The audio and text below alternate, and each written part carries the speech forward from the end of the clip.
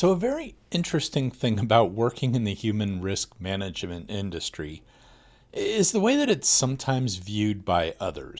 I've heard arguments that educating people doesn't work, or that because eventually a person is going to click on something, it's a waste of time. But there are few things I disagree with more wholeheartedly. I want to start by saying that education and training is not a solution. A solution infers the solving of a problem, and human risk is not a solvable problem. Not with technology, not with any other type of security control, but it is a very manageable issue, especially when the focus is on the big picture. So if technology was a solution, we could install like a WAF and never have to worry about attacks against our websites and services again. Email gateways, they'd stop all phishing attacks and block all malware. And DLP, or data leakage prevention, would never allow sensitive data to leave our networks. Now, obviously, we know that's not how it works, so why do we expect more from something like employee education? Now, this may seem like an unpopular statement, but one reason I think the Security Awareness Training, or SAT, gets a bad name is that we do it wrong. For most of us that love tech, let's be honest, training other humans is not our strong suit. It's not what we want to do.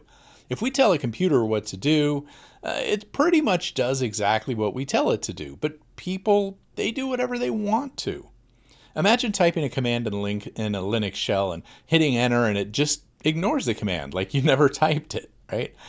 Well, people can do exactly that if they don't understand why performing an action is something they should care about. This frustrates many of us tech folks, and yet we tend to be the ones put in charge of the training and education of employees and ultimately dealing with any failures that occur. I get it. It's frustrating. Now, I've never heard of a technical person who's considering passing on a new role in an organization right up until the time they sweeten the deal with an offer to also get to train the employees. Yeah, nobody has ever said, the money's good, the tech's super cool, but I was going to pass until they told me I'd be responsible for training the staff. Yeah, nobody. Never. So understand that sometimes the people tasked with the responsibility don't really like it, and that's far outside their comfort zone. So it's no surprise that sometimes it can be done ineffectively. I don't blame the techie stuck doing it. I mean, especially if they're not provided the tools they need to be successful. This is where the rubber really meets the road, and far too often the traction is lacking. Now, if you're in the boat where you've been tasked to train and don't know where to start, let me give you some hints on how to really reduce human risk and educate people in an effective way. Tip number 1, don't treat employees like they're dumb. We live in a world of cyber threats, especially if we're in security. Bob in accounting, he's an accountant. Things in a spreadsheet that we can't figure out, like I still have problems with pivot tables, are child's play to Bob. And that doesn't sound, that's not meaning we're dumb, and just because Bob doesn't recognize things as a threat like we do, it doesn't mean they're dumb either. If your messaging and or body language suggests you think you're smarter than others, you're going to lose the battle right there. So be respectful, be kind, and most people will eventually hear some of what you're saying rather than treating you like background noise. Now, tip number 2, messaging. Messaging is critical. And I mentioned this a little bit in tip 1, but your messaging to people is critical to the success of managing human risk in an organization. Take these 2 messages for example. Okay, example 1. Hey, it's time to do our annual security awareness training again. So yeah, I need everybody in the conference room tomorrow at 8 a.m. sharp. Be sure to sign in, as we have to provide some auditors proof that everybody attended. Now, imagine example 2. Hey, I'm sure you've heard about some of the scams and data breaches happening out there, and some people may have even had family members affected. At our all-hands meeting in the conference room tomorrow at 8 a.m., we're going to help you learn to avoid scams and attacks so that you can keep yourselves and your family safe. I look forward to seeing you there. I'll bet you can figure out which is likely to get more people interested in paying attention when they show up, and which one shows goodwill to them. Think about this. When you communicate to employees, show them how it helps them.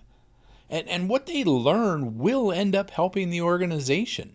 Now, tip number 3, train more often and in shorter bursts. Instead of 1 hour per year in January, look at scheduling a 15-minute training every quarter, or even better yet, 5 minutes a month. Let's break it up.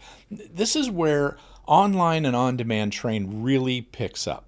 Pick your topic. For example, if you know that December sees a lot of holiday scams, in November, give them some information that's relative to that.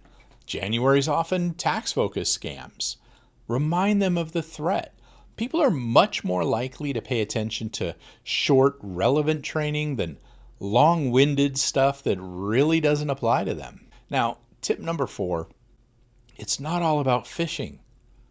Human risk management means addressing more than just dangerous emails. Yeah, it's a big deal, but hey, don't forget to include bad behavior such as poor or reused credentials, not using MFA, misaddressing communications, or including people that shouldn't be on the thread, using unapproved tools, and things like that. There can be many behaviors that impact your organization, so pick some topics that pose the biggest risks and work on those.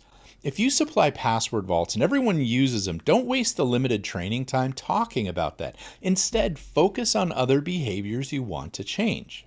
Tip number 5, your goal is not awareness. Making a person aware of something has little return. Now, getting somebody to change their behavior, that's where the value is. And if somebody is aware that reusing poor credentials across a lot of services is bad, but they don't change how they handle that, it's not very helpful, is it? Remember, the goal is behavior change. The behavior change could mean better credential management, or checking URLs when directed to a login page, or even reporting a problem to security when they make a mistake. There's a lot of value in creating a culture where employees aren't afraid to call someone in security or IT and tell them, hey, I may have made a mistake. I think I may have given up credentials on a fake login page. Or they say they opened a file that may have been malicious. You aren't going to get to that point just with awareness alone. You get there through behavior change and a strong security culture. Not putting some effort into the training program you run, it's not going to get you results. Sorry. But then again, neither is installing something like an IPS, an intrusion protection system, or a WAF, and not configuring it or patching it often. With over 70,000 customers here, we see how well HRM really works, even the training part, almost every day. Sure, someone will eventually click on something or make a bad decision, but IPS is going to miss an attack, and other technical controls may miss things as well, but I would rather have it happen once a month instead of once a day. It's why we have layers of protection. The company I work for, KnowBe4, is best known for their awareness training and simulated phishing. But frankly, we do so much more for HRM, and our goal has always been to make it easier for people tasked with handling the human threat. It's why I love working here. It also helps greatly reduce risk, from phishing to DLP to real-time nudges when mistakes happen to employing AI agents to help improve topic selections for people. We really do want to make things easier and more effective so you too can see the amazing results an HRM program can provide. So check us out if you haven't already. Keep these tips in mind. I hope it helps.